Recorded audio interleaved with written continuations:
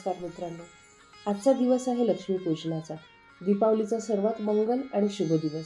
या दिवशी महालक्ष्मी देवी, कुबेरदेव आणि गणपती बाप्पा यांची पूजा करून घरात समृद्धी, शांती आणि सौख्याचं स्वागत केलं जातं. असं मानलं जातं की आजच्या रात्री देवी लक्ष्मी पृथ्वीवर भ्रमण करते आणि जिथे स्वच्छता, प्रकाश आणि भक्तिभाव असतो तिथे ती स्थिरावते. म्हणून घरात दिवे लावून फुलांची सजावट करून लक्ष्मी मातेचं सुंदर आसन तयार केलं जातं. श्रीसूक्त, लक्ष्मी स्तोत्र किंवा आरती म्हटल्यानं देवी प्रसन्न होते. या दिवशी धन, धान्य आणि सुखसमृद्धीचं प्रतीक म्हणून नवीन वस्तू, नाणी किंवा सोने पूजेत ठेवतात.